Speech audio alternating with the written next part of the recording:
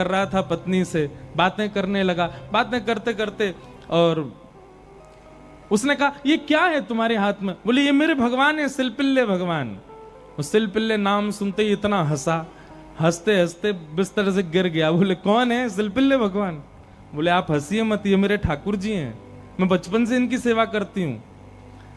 अच्छा ठीक है, रखो इनके पास। लेकिन वो उनको दूर करना चाह रहा था, बार बार लेकर के हटाना चाह रहा था। और वो राजकन्या कस के पकड़े, बोले नहीं आप इनको मुझसे दूर मत करो, ये मेरे प्राण है, ये अगर दूर हुए तो मैं प्राण त्याग दूंगी।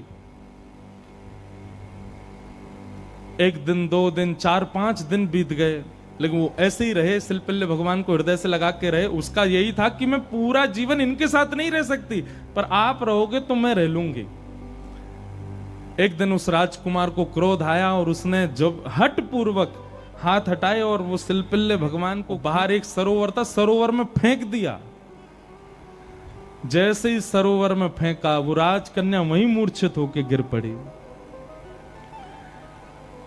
पूरा परिवार इकट्ठा हो गया, सब लोग सोचने लगे, बोले अरे ये क्या हो गया, इसके कहीं प्राण ना निकल जाएं, पूरे गांव में हमारी निंदा होगी, इसके पिताजी बहुत बड़े राजा हैं, हमको कारागृह में डाल देंगे। क्या किया तूने? बोले कुछ नहीं, पत्थर लगाए, बैठी रहती थी, मैंने फेंक दिया तो नाटक कर रही है मूर्छा की। खूब प्रयास किया लेकिन होश में नहीं आई। जैसे तैसे होश में आई, वैद्य के बुलाने के बाद उठते ही मेरे सिलपिल्ले कहां हैं, मेरे सिलपिल्ले कहां हैं? गोताखोरों ने जाकर के पूरा सरोवर ढूंढ लिया लेकिन ठाकुर जी नहीं मिले।